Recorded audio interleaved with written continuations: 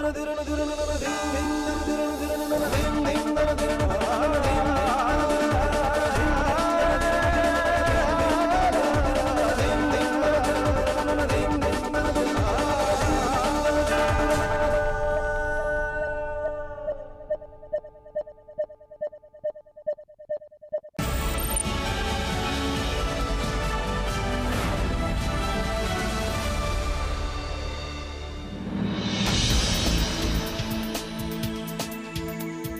global city, a cultural capital. London is one of the world's leading financial centres. An appropriate location for networking, the Institute of Directors held its 15th London Global Convention and commenced the conference with a global business meet at the House of Lords in the UK Parliament.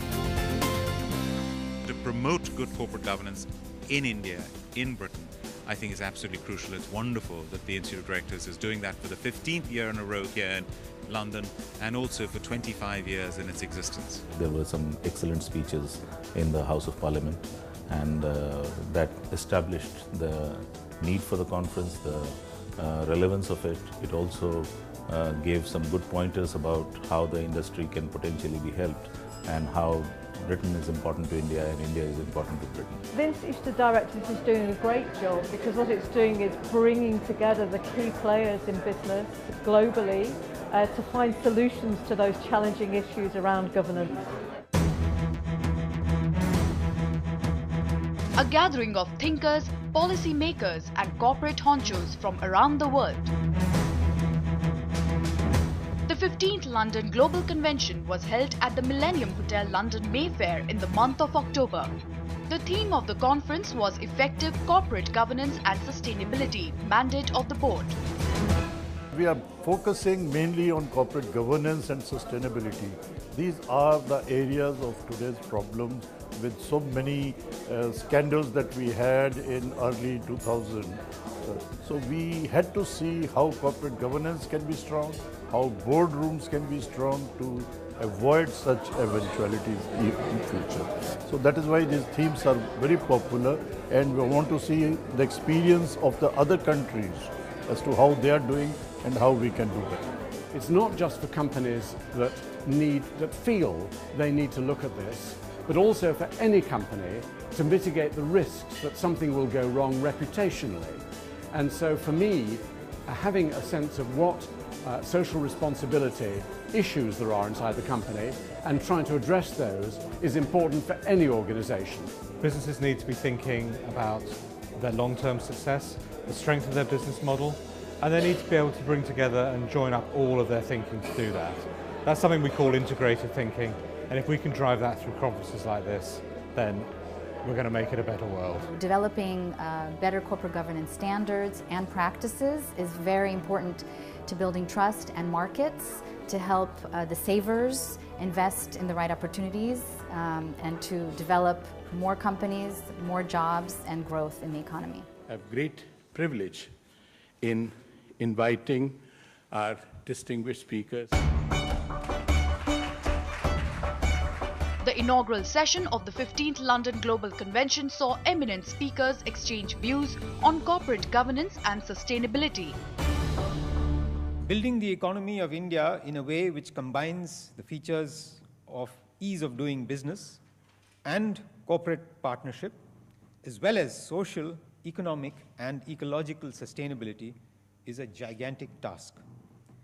A resurgent India, which creates a strong, diversified, highly developed and powerful economy with capacity for long-term growth, as well as rapid growth with a strong institutional structure, can achieve this. India is now attracting among the highest FDI levels in the world.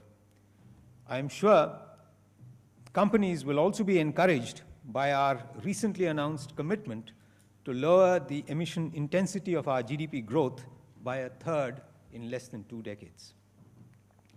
A careful analysis, I believe, would show that apart from the analyses done by these boardrooms of alternatives, those who do invest take a view based on sustainability as well as the capacity to exercise corporate governance over the long term, and that is a vital element in the ease of doing business.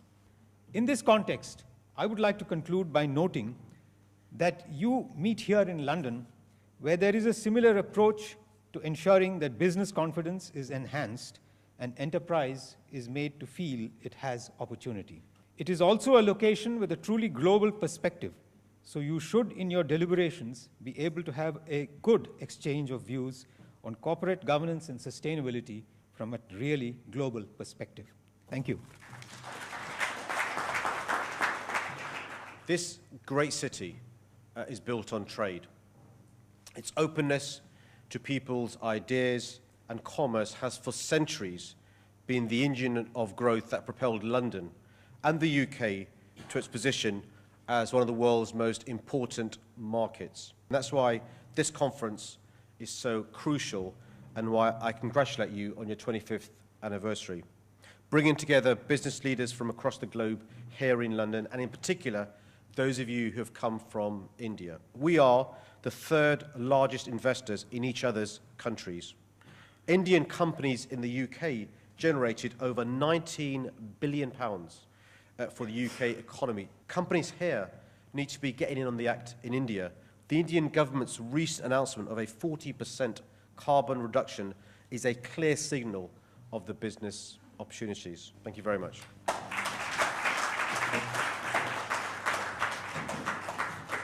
It is very difficult to convince industry that you need to invest, and in long term, you need to convert your systems into more sustainable mechanisms. I believe conferences like these or dialogues like these do help people to actually come face to face with industrial partners who have actually adopted to such mechanisms of practice and have shown that it can be done successfully. Now look at sustainability becoming more affordable, more attractive. You have the LEDs, which a normal life of an LED, average life is about 20 years, and gives you 90% less heat and light. So you know what?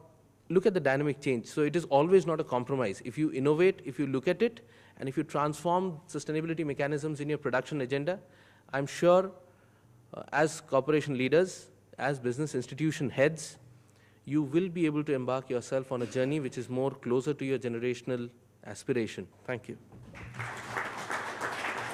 I now request our next distinguished speaker, Mr. Ravi Parthasarthi, Chairman, ILFS from India, to deliver his theme address.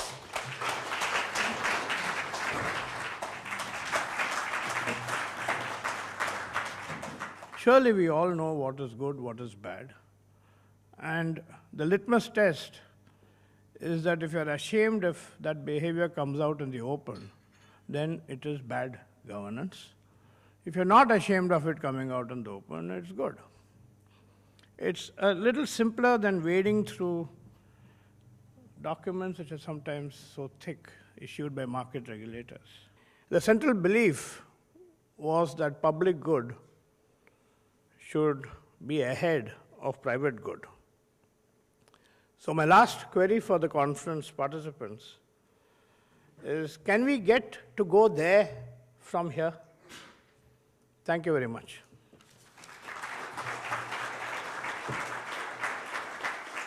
Both the topics, corporate governance and sustainability, are themes that are occupying the corporate mind right now. And the way this has been staged and set up with introduction from some very eminent speakers, this has really set the stage for us to have a very good discussion. The whole role of boards and the role that boards have in setting the agenda for businesses, in laying out the strategy, and some of the hurdles that they have to work through. I thought this was really well covered. An excellent couple of days. Reasserting the importance of good corporate governance and good corporate governance for a sustainable purpose of a company, and working out how do we achieve that, I think is hugely important. While policymakers and corporate honchos took center stage to discuss the importance of effective governance, India has taken ambitious targets for its reducing emission intensity. Union Minister Prakash Javadekar engaged the audience with a video message sent from India. If we continue our unsustainable practices, lifestyle, industrial, agriculture, or any other thing. It will definitely not be, one planet will not be enough. So we have to ensure that one planet become sufficient to meet the needs of 9 billion people, because that is where the population will be stabilizing in years to come. The Global Award for Excellence in Corporate Governance. On the other side of the break, we bring you the presentation of the prestigious Golden Peacock Awards.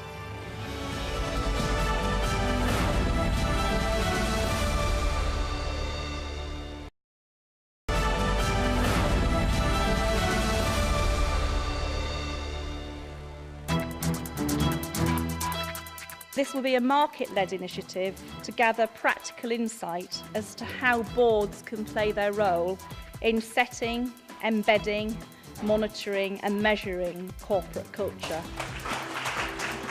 The Institute of Directors has been spearheading the movement of creating a sustainable corporate world for the past 25 years. Firstly, I would like to congratulate General Ahluwalia and his team. I think they are doing a fantastic job for so many years, and inspiring all the experts in different sectors is a remarkable job. IOD is playing a very, very effective role in making the role of boards, the importance of corporate governance understood at various levels. This has been far, far better than the earlier years. And I think one of the reasons is that people are getting interested into doing business with India, and they find that our platform gives them an opportunity to discuss independently. From holding conferences to conducting training programs and releasing a wide range of publications and handbooks, the Institute of Directors has been instrumental in demonstrating how ethical practices and transparency can become a competitive advantage for businesses world over. This is actually my third year running that I've been to this fantastic event, and can I congratulate the Institute of Directors of India for holding this event and holding it in London. And it's been a fantastic discussion on sustainability, on corporate governance. I think that for an investment position, if you've got effective and sustainable corporate governance and it's seen to be an issue that they're dealing with, that will encourage investment into India and it will generate sustainability for the future. When you talk about sustainability, corporate governance, transparency, CSR, this is something which all of us have to do inherently. One of the prime initiatives of the Institute of Directors has been the institution of the Golden Peacock Awards, which have become a benchmark for corporate excellence. I have myself invested a certain amount of time and effort over the past few years in trying to foster the relationships between our two countries, both between the two governments and between the two societies and economies. And it's particularly fitting that this splendid set of awards and this occasion should be presided over by the Institute of Directors of India and its splendid general. It's a global award, but it's presided over by an Indian IOD, and that's appropriate because India is becoming one of the great global powers, and it's appropriate that it should be in London because London is one of the great global cities. But I'm also very pleased to be here this evening because of the nature of the awards and the nature of what they symbolize. We are probably on the verge of the largest technological revolution in world history.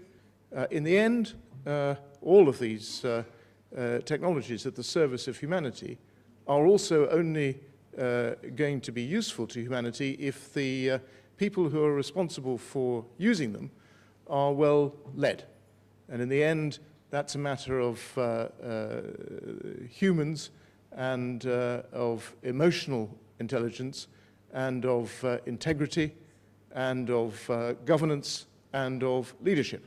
So I'm delighted to be here. I'm delighted that you, sir, are leading the charge in making the whole world more aware of the importance of leadership and governance, and I'm here especially to congratulate all those who are receiving their prizes today.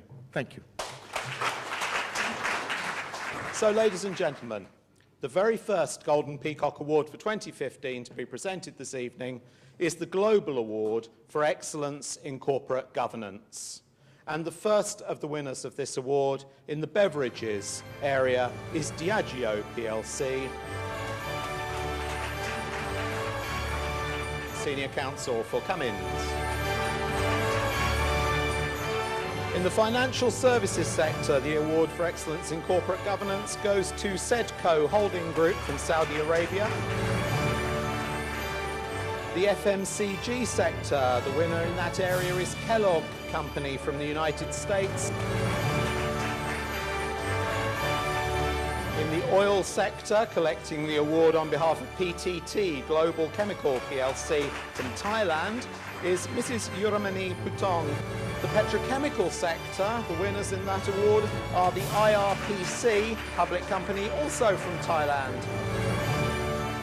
In the real estate sector, Jones Lang LaSalle Incorporated from the USA. I'm very proud and pleased to accept this award on behalf of JLL. This is an award for our corporate governance, and that's something that we do take very seriously. We received the award because in terms of our corporate structure. So we're a family business, but it's important that we separate ownership from management. We move on to the Golden Peacock Global Award for Sustainability. The winners in this category begin with the agriculture and farm equipment sector, Monsanto from the United States. The second sector in this category is the automobiles, and collecting the award on behalf of General Motors Company is Ian Allen.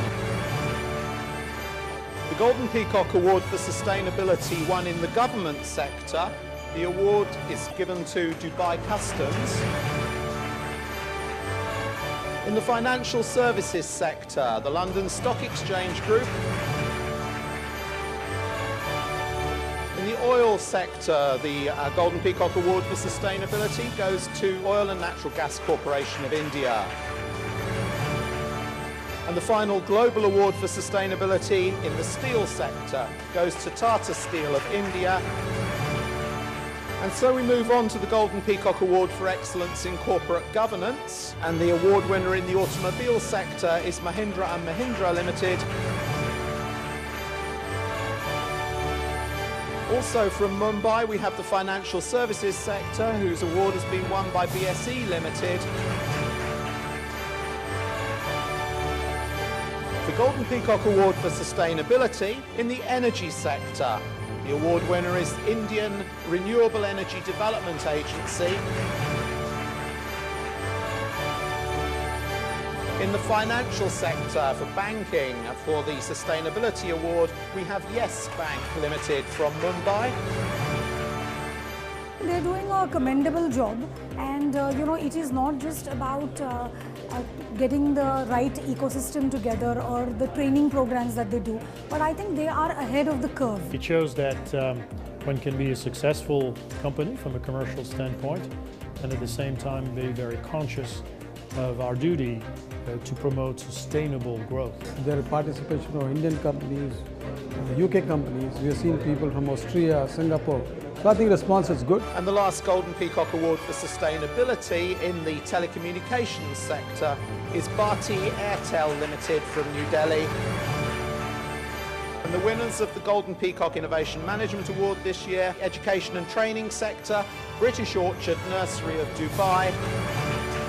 The final award for innovation management in the pharmaceutical sector is Natco Pharma from Hyderabad. This Golden Peacock Award for this is innovation management. So innovation management is basically for R&D. That's a conventional thinking.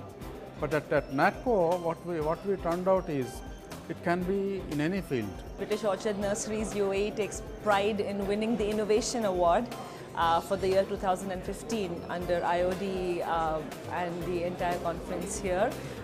We take pride in the innovation that we've had in our curriculum, in our assessments for young children. I was very impressed to come here today to talk about Ireland's economy, our economic development and our links with India, because we have increased our trade greatly, and it was great to make so many contacts with leading Indian business people and to have a discussion with them about how we can develop our economic links in the future. I believe that this sustained interest in various schemes and various topics that IOD does bring about every time that it holds a conference shows that it is well thought of and that they are very relevant to the corporate world today.